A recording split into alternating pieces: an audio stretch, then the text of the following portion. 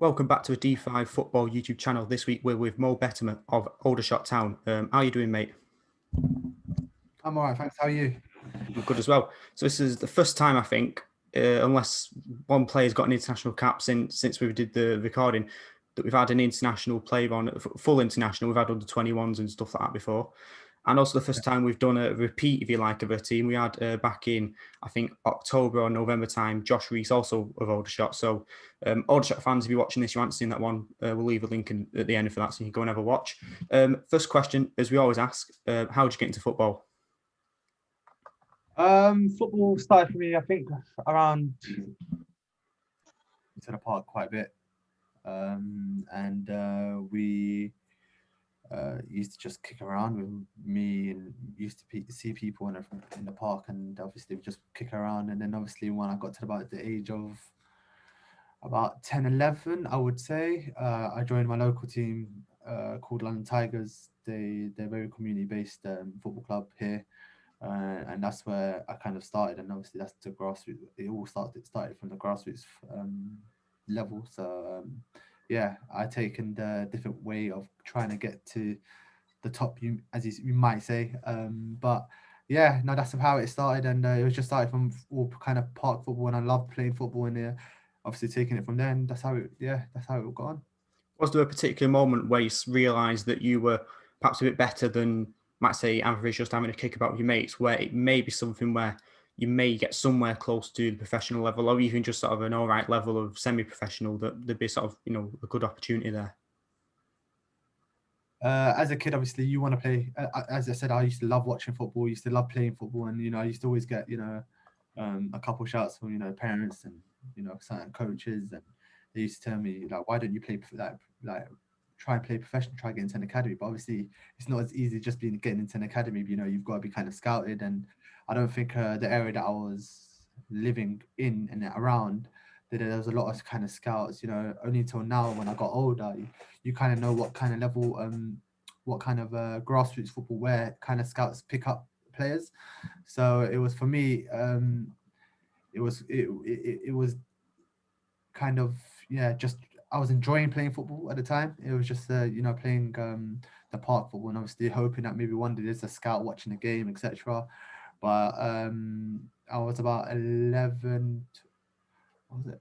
About 13. Sorry, I joined the Fulham Development Centre, which was called IFA at the time, and that was kind of a feeder thing process towards the Fulham Football Club academy. And it was just that was my first kind of taste of, like, you know meeting players that actually wanted to try and make it to the top level. And it was, we traveled away, we played against a lot of academies, I can remember.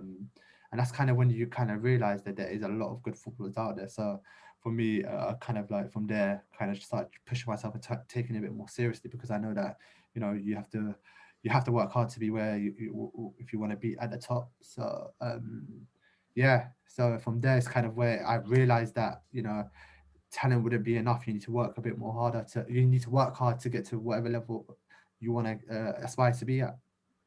And also London as well, it's the biggest city in the country, and it's a hive for footballing talent and clubs. And you can't walk 2 minutes without finding a football team, whether that's a big sort of team like I don't know, a Chelsea or an Yeah. Arsenal, also sort of just some the local non-league team in like the eighth tier. Is that you then growing up wanting to get involved in football in some kind of way? Is that sort of good for you, knowing that you can travel 5 minutes and be within loads of different clubs? So if one club goes wrong or whatever, manager there or something isn't right, that you can sort of go, well, you're dead close to lots of other ones. I think for me it was, the team that I joined when I was a kid, London Tigers. It was a community club. We got involved in a couple of leagues. I used to play with them throughout the age groups, and uh, as I said, that I didn't have the bigger picture or the networking of how to be, you know, how to try and make it, and what leagues I should go to, where the most scouts kind of watch. So I was a bit of a, my father being from abroad, um, they don't really know these kind of things. So for me, it was all a learning process from where I was, knowing that there's, these other clubs that are semi-professional from step 7 to step 1 of non-league football. And I think it was only when um, I got to playing with the first team of the London Tigers team when I was 16, I started realizing that, you know what, that there's more clubs up there. There isn't just London Tigers, because I was enjoying football the way it was.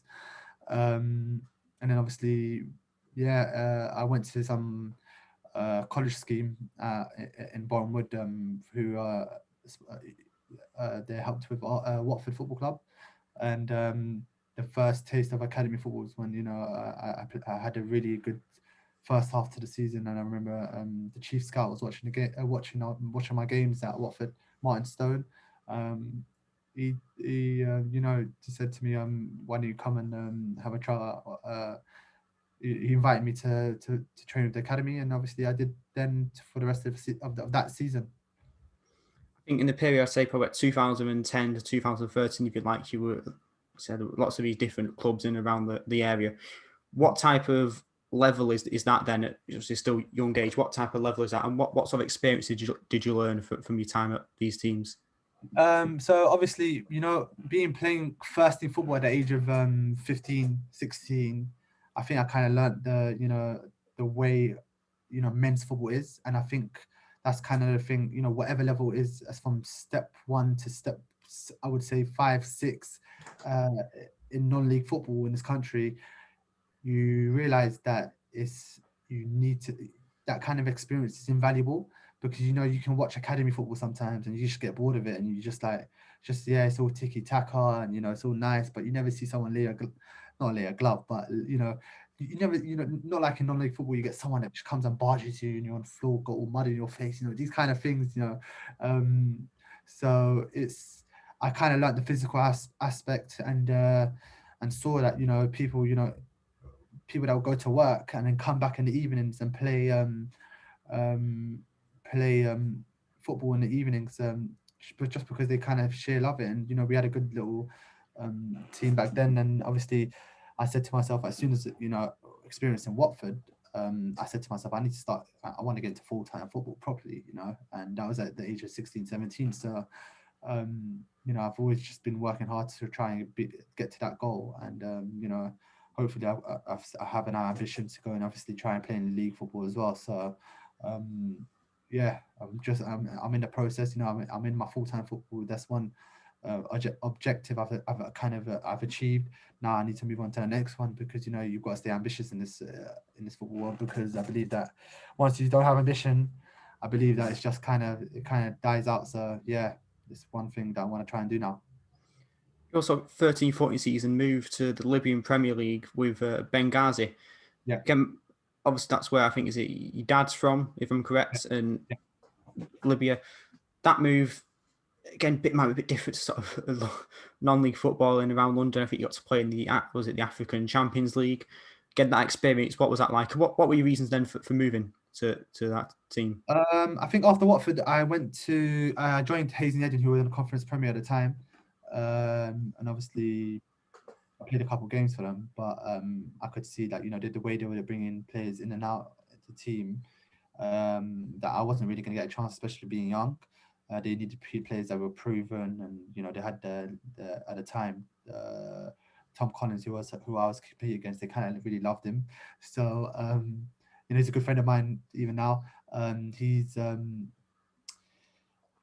kind of wanted to play football more. So what I did was, I think I joined Hampton and Richmond, and the season after that, was in and out of the squad. It wasn't really in and out the first team, in the first 11. So I just kind of, I don't know, how would you say, not lost my head, but I kind of just wanted a fresh start, just get out, you know. And to be fair, the Libya move was quite random, because at the time I just went to go back home. I went back to Libya to visit my family from over there, and then the next few, you know, obviously one of the main clubs over there called Ahli Benghazi, they're the ones that kind of said, listen, if you're interested in coming here, why don't you come and you know, see what it's like. Obviously I didn't really have the ambition to go and play there at the time, but you know, they said just come train. You know, I had a lot of friends, because obviously I played with the under 18s, so that's how they kind of knew me. I played under 18s, the national team, and 20s and 21s. and then from there, that's where the interest was, because they always kind of kept the tab on me, and obviously being from the city as well, had friends over there, and they said, "Look, just come and keep fit, etc." And then obviously, I kind of enjoyed being there. The vibes was really good, facilities were good, and to play in obviously back home, the main Premier country, and obviously the Champions League is another thing, experience that I probably won't, you people don't get in this world. So I said, you know what, it's an experience, and that's one of the reasons why I kind of went over there. And you said the African Champions League there. What type of places would you have been going to then? Anything that perhaps places we might be familiar with, or people watching this? No, I went to countries that I've never even heard of myself. We experienced, it was a hell of an experience, because we made it to the last to the quarterfinals of it, and it was, I went to places like Chad. Like, I never knew where that was, but it was underneath Libya. I went to places like Ghana. Obviously, we were going in and out of Tunisia quite a bit, because obviously the games weren't being allowed to be played at Libya, so we were playing our home games in Tunisia. I've been to Egypt. We played Egypt. We played Egypt, who are very well known back there. We actually knocked them out of the competition, so it was a hell of an experience, because I loved every bit of moment with it. Being there around my friends, and being in the city and seeing my family quite regularly. But obviously, missing my family back home as well, and to see that.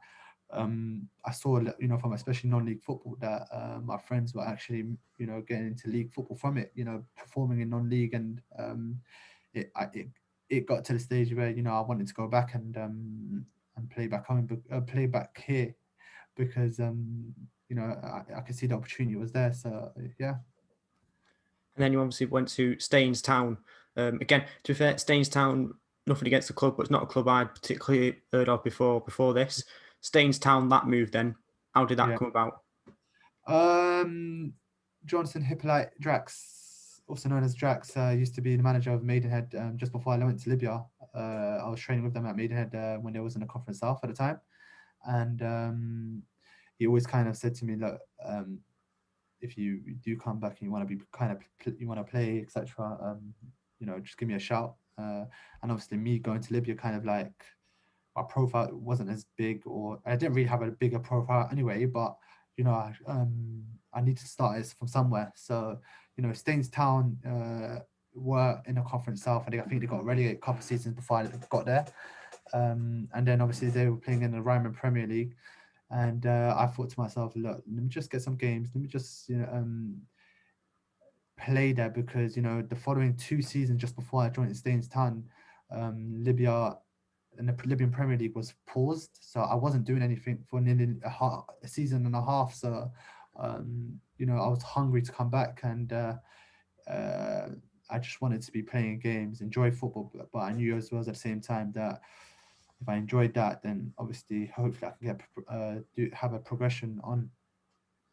And the record 16, 17, 12 in 40 games, 17, 18, 27 in 42. Pretty good record goal scoring wise.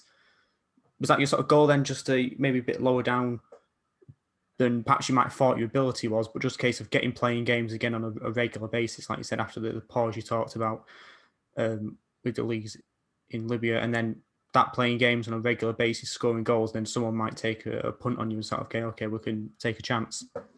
Well, as I said, the first season I was with Staines, as I said to you, it was just me trying to get back into it again. And, after having a season and a half of not playing football, it was hard, because I couldn't come back here, couldn't sign for any club, because I was still on a contract back home.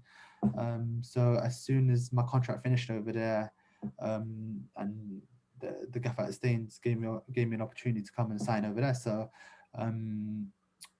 it was literally the first season. I just wanted to be kind of enjoy it. But then obviously the second season, I could see, because there was players in our league that were moving on to league football, conference prem football. So, and I knew that personal with, I have the confidence that I have in myself. I know I can I know I can get to that level. So I think the second season I kind of focused on getting more goals, especially at the time we had kind of a hell of an attack with Elliot Buchanan, who's very, he's played in the conference before. Max Orfo, he plays for the conference, plays for Slough Town at the moment now. Us front three, we was quite lethal. So it was we just missed out on the playoffs, but on a personal note, it was just about me I was trying to score as many goals as possible, get good performances, and I know if doing that, I'll probably get an opportunity for next season to be somewhere else. You said you were trying to score as many goals as possible. I think the numbers I've seen, the team were as well in 17-18, 106 goals in the league, I think, which was most. That's, again, crazy amount. But that must be fun for the fans to watch, scoring goals every single game. It looks like conceding quite a few as well, but scoring goals every single game and being a part of that, going into every single game, there's a good chance that you're going to be involved in the goal in some kind of way. 100%. We had a really good side over there, good management team as well. They knew the capabilities that we had in the squad. And I'll be honest with you, there's some players on that team that should not be playing at a level, but because we like the vibe of each other, etc. They stayed, and the fans over there was really, I don't think with the budget that we had in that club, that we were the kind of the team, we were playing against the Billy Rickies of this world, that it was slapping money into the club, bringing players from league, football, conference, premier, and bringing them into the Rhyming Prem to trying to get promoted. So I think it's well known that Glenn Tampen did quite a bit over there, but as you said, we were really good, man, really good side, really good players in the team.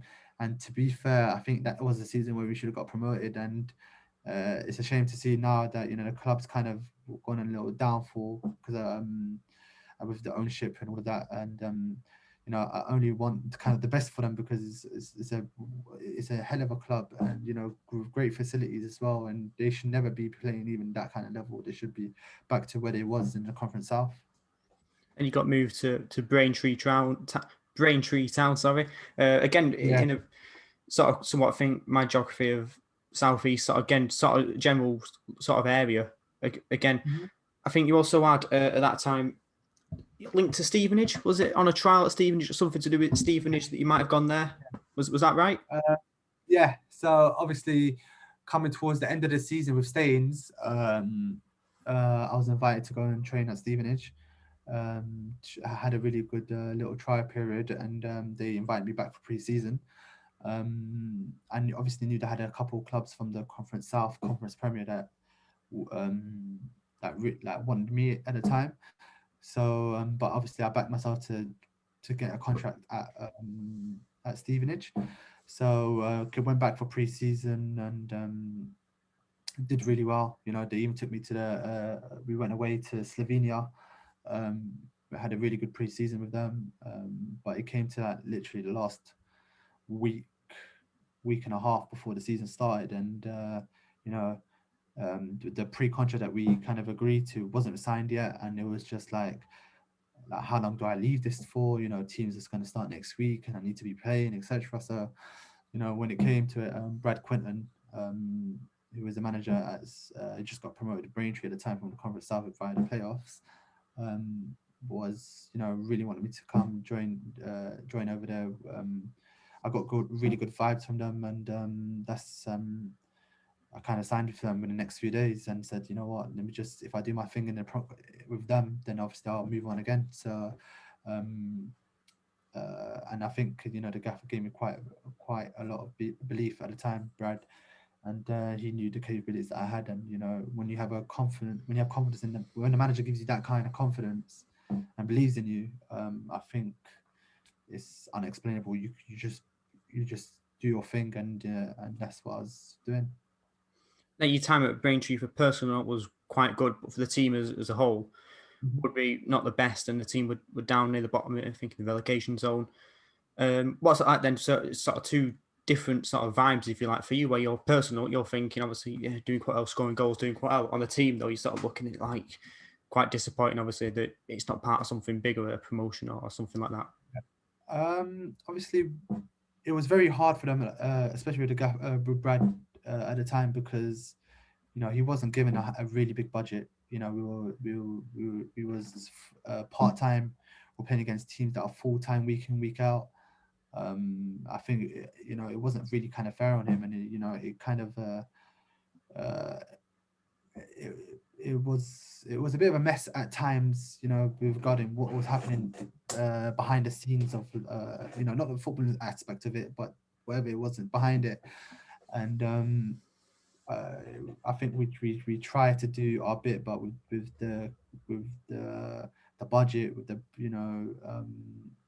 we just couldn't get the players that we kind of actually needed to actually last, because what, we had a good team, but it was just something was missing every game. We would fall short every game. So as I said, it was just about we tried to players, we tried to try to do well, and so we was already back to getting relegated before the season even started anyway.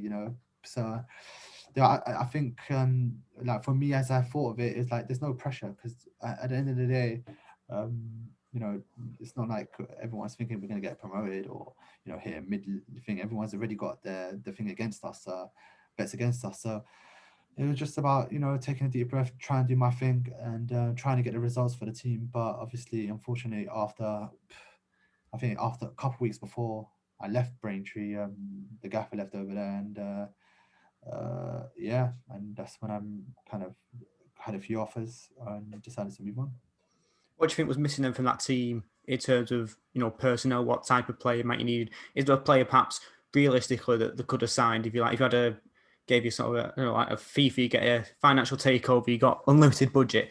Realistically, if you could sign someone and being realistic, not saying sign Messi obviously, but sign someone who realistically might have joined, finances allowing, who do you think team should have signed, and what sort of was missing? I think at the start of the season, because of obviously the budget problems that we had, the management team kind of got players from step 2, step 3, and obviously gave them a chance to have maybe those players will come in hungry and build their own kind of platform, kind of thing. Me being one of them, for example. I, at the time, obviously, I didn't really know a lot about the conference football and who plays for who and what kind of players there are. So when it comes to names, I'm probably the worst at it. But we just need some maybe some experience of people that have played in the league, in the same league or a league above. And when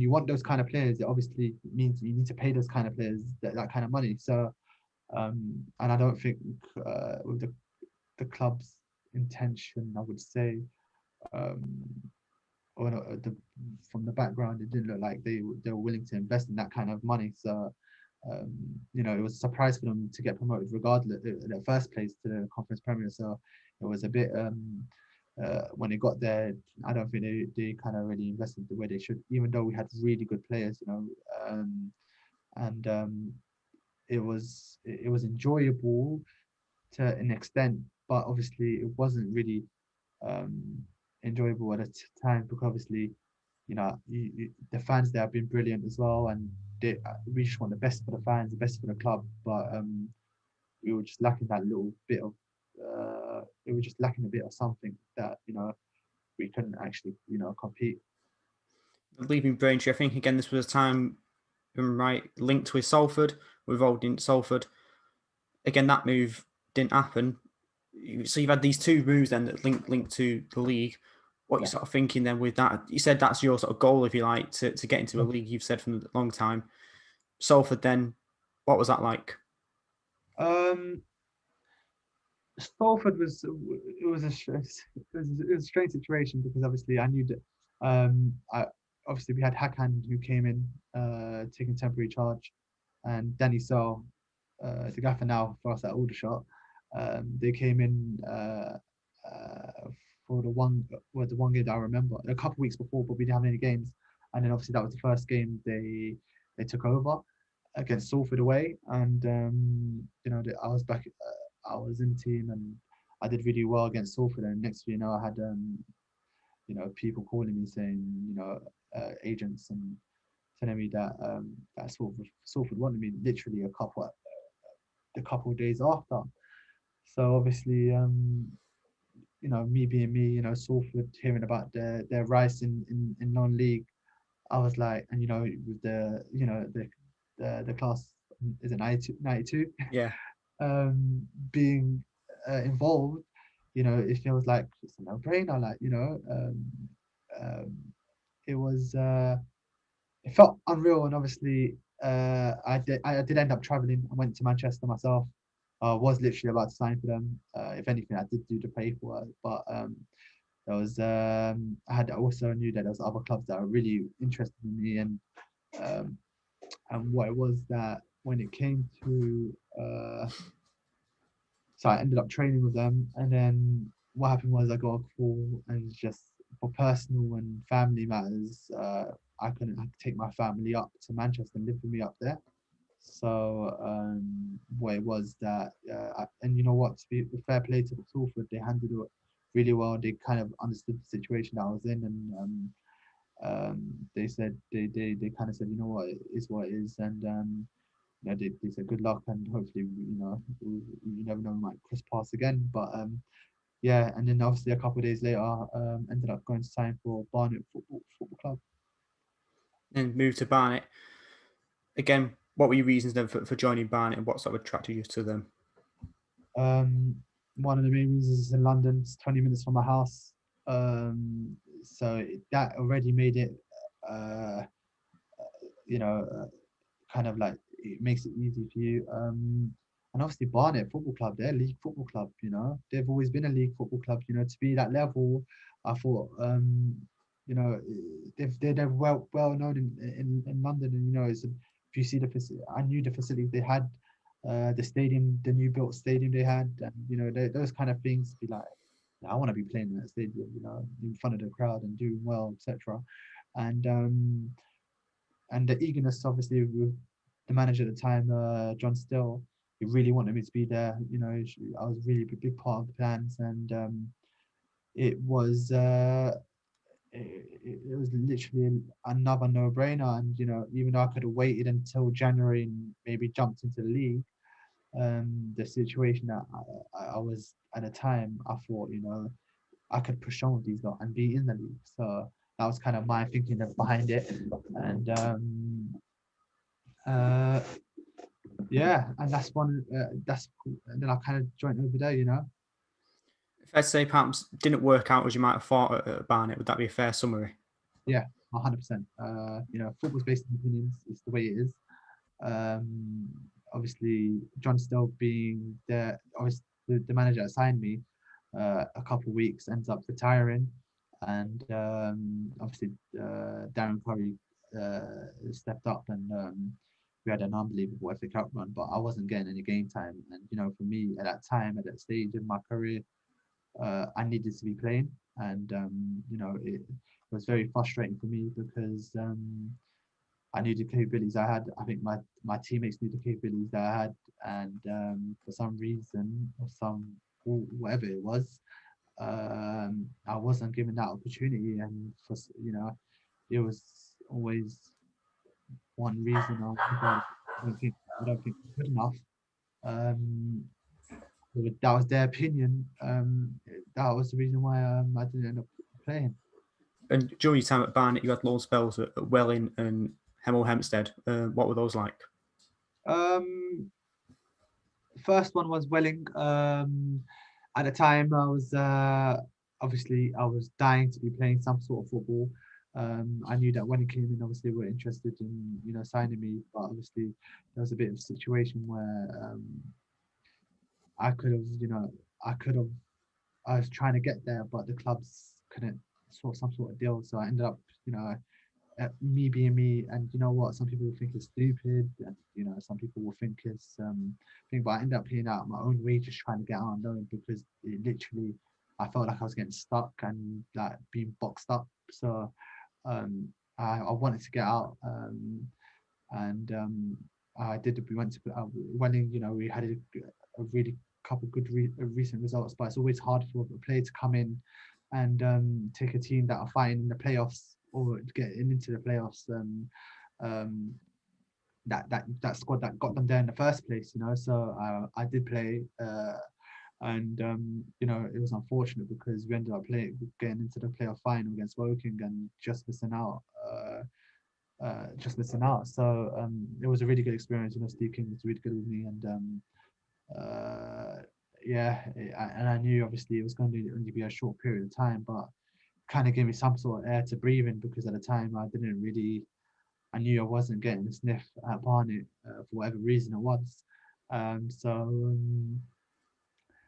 Yeah, and that was it. But me being me, obviously, after that season finished, I said to myself, let me just, you know, get fit, do really well, and you know, train and be ready for the new season, because obviously I was still at Barnet at the time, you know, coming pre-season really fit, which I did. Had a really good pre-season personally, you know, as a point of view, but you know, there were certain things that happened again that was really questionable, and I knew kind of thing again, like as soon as the season kind of started again, I wasn't really in the manager's plan again, so um, I needed to find some sort of new venture. Eventually, Aldershot came about. I guess must be nice, fresh start, getting cut away from, you know, sort of not loan spell away, it's a permanent move away, and having a nice sort of fresh start and a new challenge. Yeah, you know, I think it all started when Barnet were playing against Aldershot at home. Obviously, I know a couple of the staff members because they were at Braintree at the time. The gaffer Danny Sell, really, from what I experienced at Braintree, was really good with me. And you know, even in a situation where, you know, what was happening between Braintree and and you know, there was some sort of complications at the time, but the gaffer really sort of helped me out, and you know, um, so I remembered that kind of his kind of words back then. So when he did come on it again, it was the first initially it was supposed to be a loan, but uh, as I said, Barney were kind of really making it hard for me to kind of get out. So obviously I went up to the chairman, you know, and to be fair to him, he really did, you know, he kind of saw where I was coming from, and I kind of just, you know, we mutually terminated my contract, and he gave me an opportunity to join back up with Danny and with the gaffer, and start playing football, because that's the only thing I kind of wanted to be doing, you know. So it sort of goes back to what I said before at the start, which is that you've got all these teams in and around the London area, or in sort of outside of sort of London, that are dead close to get to. So if one move falls down and isn't working, you can move to somewhere else. And Aldershot, I think, is somewhere just outside of sort of Greater London area. I think, you know, one of those little towns, sort of like a Woking type of thing, just outside. If I remember correctly, am I right there? Yeah. And that move then in the 1920 season, this sort of, let's say, infamous season. Now we'll look back on history.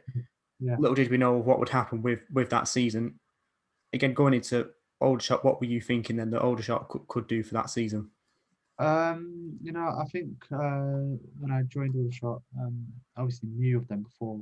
They've been an ex-league club as well, and you know, doing my research, I could see that this club shouldn't be in the Conference Premier either. You know, they've got a very good, very big, you know, and lovely fan base that, you know, as soon as the first day I joined there, I could experience, like, you experience it. You lay, you know, as soon as you lay your foot on the football pitch, you experience it. You hear the fans and singing, and it was just like, wow, like this is like, you know, this is the kind of experiences that you want to enjoy.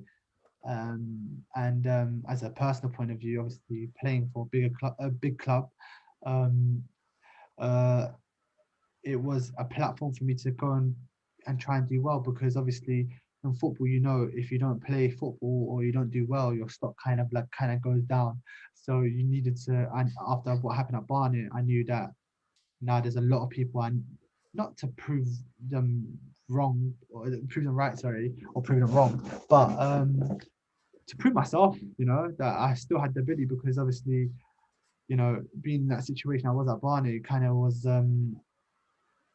it was a down part of my football career. So to get an opportunity, I knew that I needed to get back, needed to have play, and you know, do what I do best. I've always been scoring goals. So as I said, with the gaffer, who was really, one of the main, also another main reason why I joined there was, he just told me to go and express yourself. Don't feel any pressure. You could see that I was putting myself in a lot of pressure just to do well. And but just he kind of gave me a hand around my shoulder that I needed.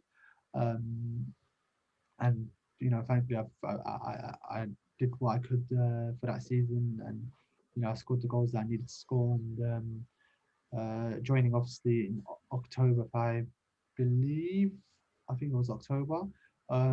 It was I would say the start of something new. And as I said to you, living in London and traveling there for an hour and 15 minutes. It takes me about an hour and 15 to get there. It was I don't mind it because I'm enjoying it. We've got a good bunch of lads, and we are really good quality mix of with experience and really young uh, pros that we have there that are we actually have a really good chance to, especially this season, to push on and move on forward. And I think that's the the project that Gaff has kind of set me from last season, and it's kind of been playing out slowly because now we are actually looking like a really good team, and it all started from there. Yeah, so obviously, as I said, we have got some really good players and we're pushing on this season, but obviously last season we couldn't even end up finishing it because obviously with the pandemic that happened, and unfortunately I even got injured around February against Hartlepool, where it kind of ended up being my last bit of the season because the pandemic. So the day literally in the following game that we were having against Woking, I believe, we went into lockdown. So we didn't end up playing football then. But yeah, now we're here, and this season we look really strong. We've been a bit inconsistent at the time, but at this moment during the season, but we have ability in this team, and we are looking. We're just outside the playoffs at the moment, and if we can string a couple or a few wins now, we'll be in and around that. And I don't think anybody's been talking about us, and we've been kind of the dark horses. We've kind of just been doing our talking on forward pitch, and hopefully we can get to the stage and have a last good strong push towards the end of the season, and hopefully we'll see where it takes us. We spoke to last episode Matt Gray, manager of Sutton United, and he sort of said he could easily see that teams down to 16th and 17th could easily mount a push for the playoffs because of how compact it is. Because I think even Aldershot, you go down to sort of 14th Aldershot, 37 points, 5 points away from playoffs. It's still so packed. So you get a team together who gets a nice run and gets a bit of luck, of course, here and there. They're in and around the playoffs, and it is at least from my sort of anecdotal experience of football, the teams that tend to do well in the playoffs are the ones that dive in the last third of the season compared to being up there throughout the whole season. And I think Aldershot, bit of a good run, but downside, even like from that, is games being called off. It would see games being called off for whatever reason that would make it maybe a little bit hard to build up some kind of proper run and that disruption momentum. Exactly, and I think, as you said, it's the in this unusual season, the league is very, very tight. One win or couple wins could get you near enough the playoffs. But also now with I don't know what's happening with the relegation situation, but we don't want to come to the even if there is no relegation, we don't want to be in a situation where we're not playing for nothing towards the end of the season. So we want to be making sure that we're in and around it, and obviously, as you said, we want to have that little, have that, the teams that do really well is to have that usually have a strong push towards the end. And as I said, we have the teams, and we seem to do well against the so-called bigger teams in the league, and we have a hell a lot of experience in the team, and also the young legs that are there to now really do well. And I think the gaffers over there is just the gaffer and the management team at Aldershot. they've given us, that belief and that confidence in obviously in signing us in the first place, because they believe that we have the capabilities and to do really well, and it's it's an improvement, and it's we are going the right way. What do you think the biggest improvement is of this Aldershot team that you've got now this season that you didn't have last season? The biggest improvement, I would say, obviously, we've added a few more quality in the team. With the likes of Jamie, the skip at the club. With his calmness, with his experience, what he's done with us. Josh Rees, he's not just a midfielder, but he's a midfielder that scores goals as well. He's a box-to-box kind of midfielder. So, that's been a very, very another plus for us. And, we have the experience of people, the likes of, Ross McCormack, who's with us in the change room, shedding his experience and what we could do better. Me being a striker, I can learn from somebody like that. Obviously, we have the likes of, I think the thing is that we kept the core of last season, and we've added more experience and more quality into the team. Even for example, Ricky Miller, like he's had an unbelievable season a few years ago when he was at Dover. So he knows how to score goals, and from my point of view, you can learn from these kind of people, and with the ambition and what we want to do as a club as well. These are things that will only make us better. You mentioned Ross McCormack there. We've got nationally again with a few of these sort of players who are high profile have come down from the higher up leagues. What's like? Then you said you're a striker. What have you learnt from him specifically that you think has helped you and that you didn't know beforehand? I think with Rossi, I think obviously he's not played a lot with us this season. He's been struggling with an injury, but it's even though that he's been kind of injured, he's shedded his kind of his opinion of maybe what we should do better, especially as a striker myself, or to tell maybe I should be at this situation at this time, or shoot at this moment of time. Maybe that's just those kind of little things. And as a player for myself, I'm always kind of learning. You learn from these kind of people. They've achieved that success for a reason. So if I can have a little bit of that, maybe even 1 or 2% from them, hopefully I can have a good towards a good career myself. Now we've got some sort of quick fire questions, if you like. Best player you've played with on your team? Best player I played with my team. You're not gonna know his name, but he was at the start of the season. It's a Hampton and Richmond. His name's Wada Ahmedi.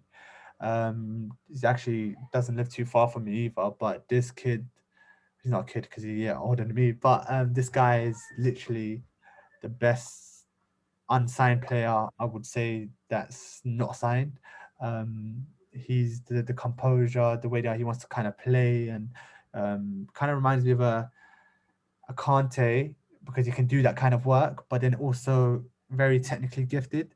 So and that's someone that I don't, someone that I think. But also I would say I've played around a good players, Britt Sambolonga at Watford, who's now at Middlesbrough captain. You could tell that with the mentality they had and the quality, that there was always going to be moving forward and doing really well. And another, like a young guy I know recent that's I think is going to have a really good career ahead of him is the likes of Toby Edzar, who's at Aldershot with me. He's the potential that he has is unthinkable. He can actually make it to the top if he puts his head to it, and the way it is, he looks like he's really concentrated in doing that. And so there's a lot of I've seen that's kind of probably the best and the upcoming tennis that I know that I played with. Advice you would give to younger players looking to get into a game? it's not easy. You're gonna have your ups, you're gonna have your downs. I believe football is like that. I, as a youngster myself, I never thought about the mental side of football because I would say that a lot of it is the mental side of football. But with me, I've learned through experience, and as I said, there's always going to be highs, there's always going to be lows, but I don't think you could.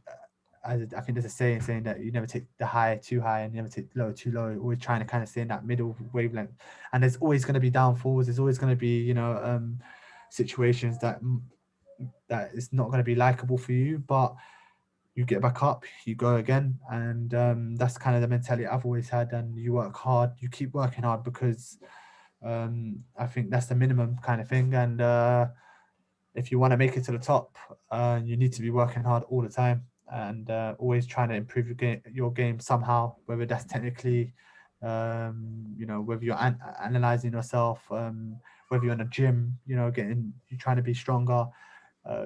There's always a way you can improve your game. You just need to keep, spend that, because obviously football is a very short career, so you want to try and put as much as you can in it. Something I almost forgot from beforehand. We said first player I think has been international as a first team. So you've had sort of two.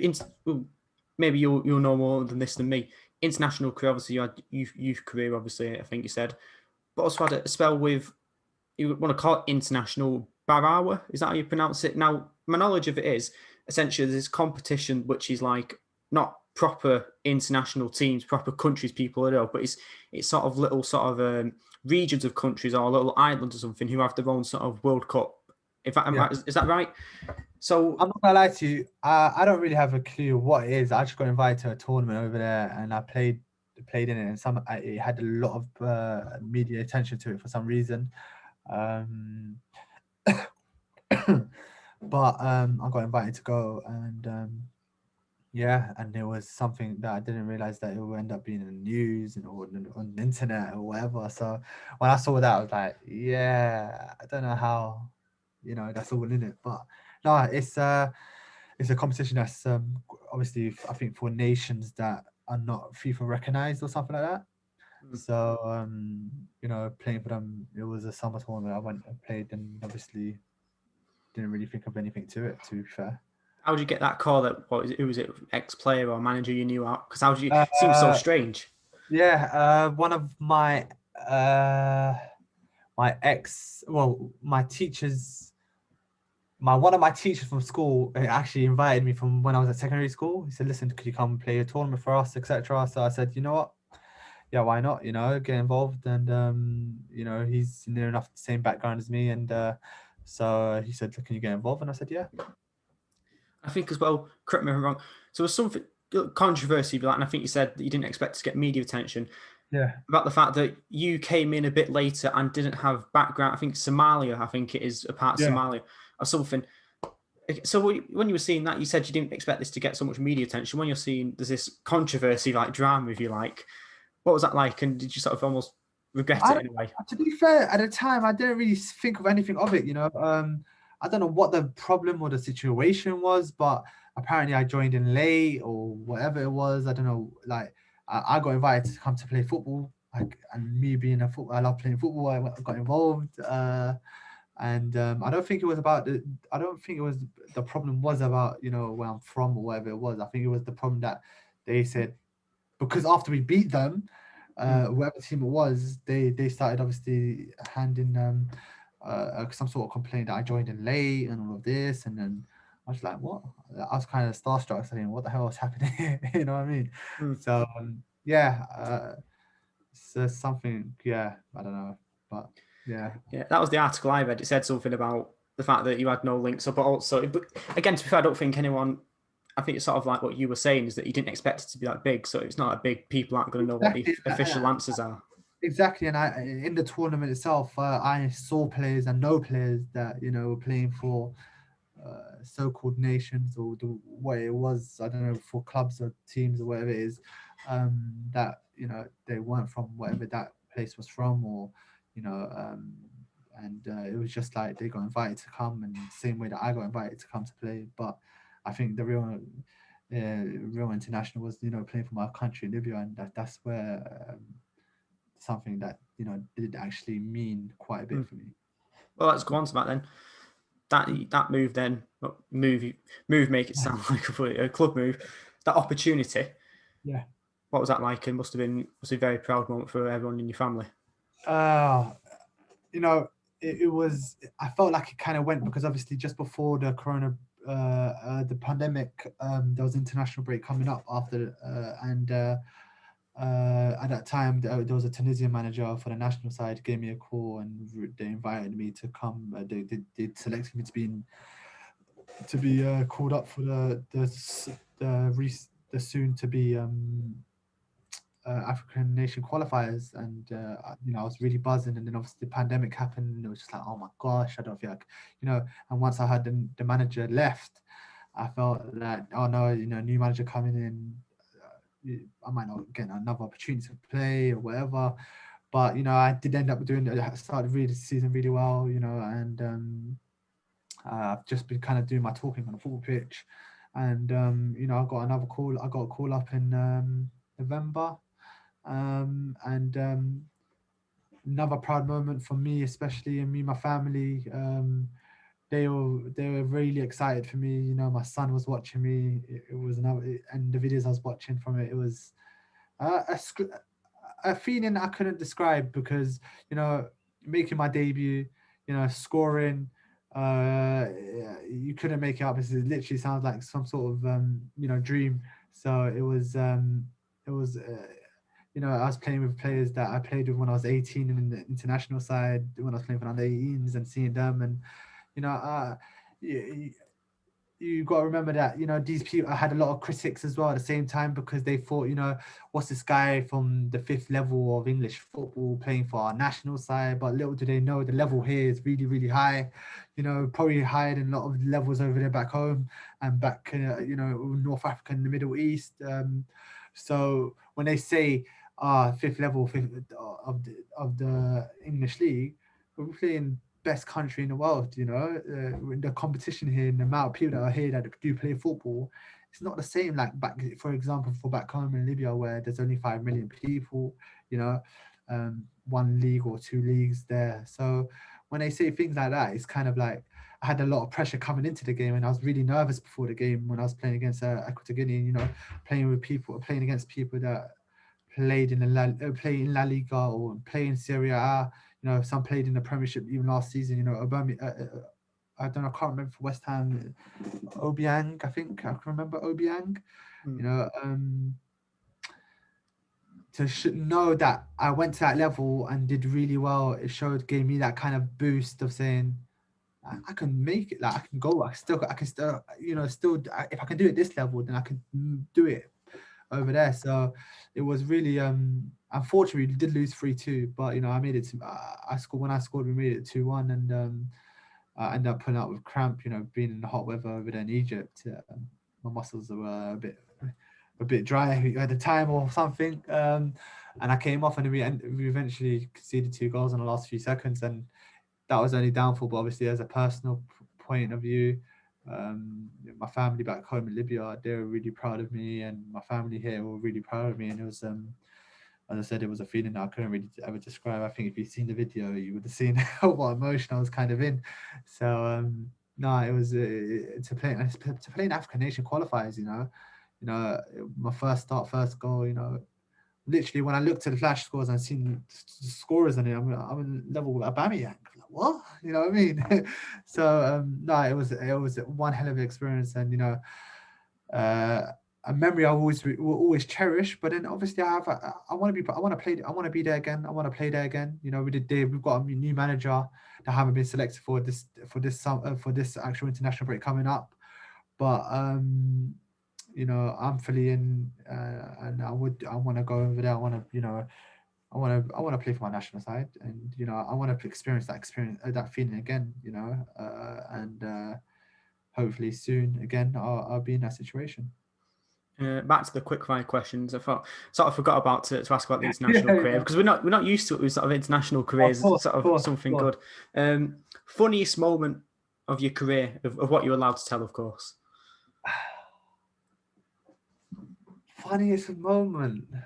You know what? There's so many funny moments though. Funniest moment of football in my career. You know what? There's not a moment, but one of the funniest guys and one hell of a guy as well. Was me at Barnet with Dave Tatenda. Hell of a player and hell of a character as well. I got on quite well with him and Simia Canola, who and we were just literally it's every second just a joke here, joke there, joke in train, and it's just like I think that kind of got me through when I was at Barnet as well. Them guys there were legends. To be fair, all of them were quite legends. So I've been in really good changing rooms, thankfully, and yeah. So I don't think I have an actual funny moment. So, but one of the funniest guys in football I've definitely met is Dave Tinder. And our last question we always ask, it's a bit of a long one. If you could change one result or moment from your career in a time machine, if you like, change that moment and see an alternate timeline of where that would have gone for better or worse, what moment would you change and why?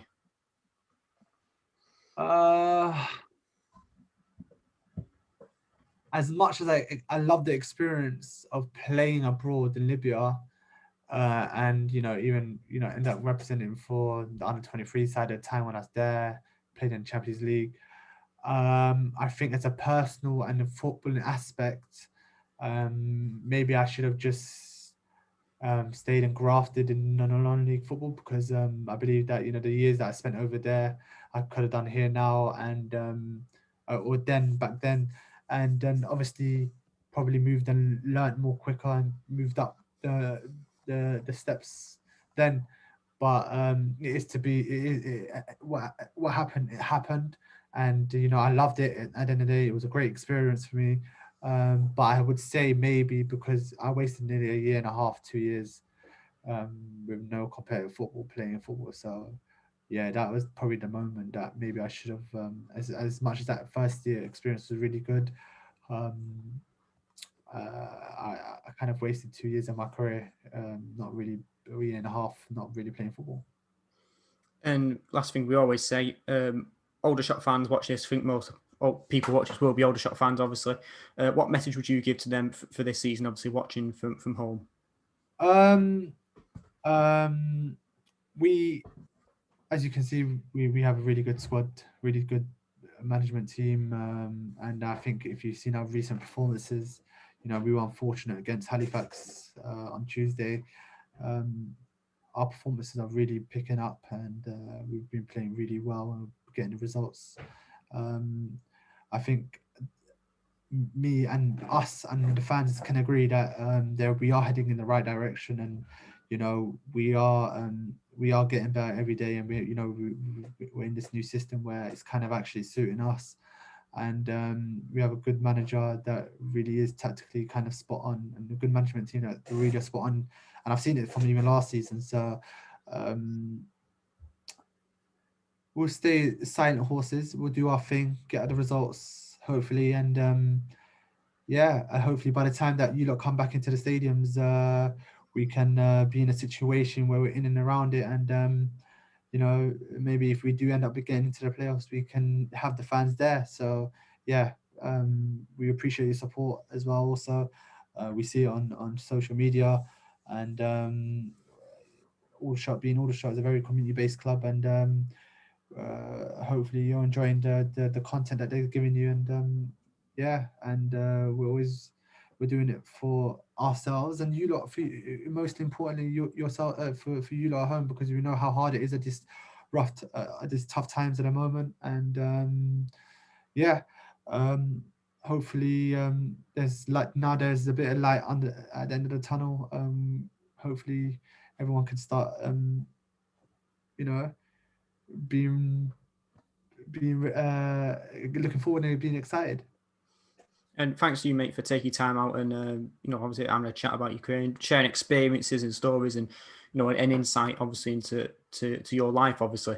And I think the fans appreciate it if it's something that they won't always get to see because of the coverage of the league, and that's something that obviously what we're trying to do is, in our little way, of course, try and give some kind of coverage to telling stories and sharing the experiences that perhaps might not get the airtime that they deserve. And to all the fans watching this, obviously, of Aldershot and any team you met watching, also perhaps not even support a team that's played for. If you could, give it a share around on any sort of Facebook forums or anything like that, just so, people get to see it and everything. Yeah, share it around on Facebook forums and all that type of thing, and hit subscribe. I've been told you need to subscribe or something like that to everyone watching. But yeah, and also Neil forgot, back in November, we did a podcast with Josh Reese, obviously also of Aldershot. So Aldershot fans are watching this. If you've not seen that, go and watch that. That'll be in link in the description below. Lots of good talk in that.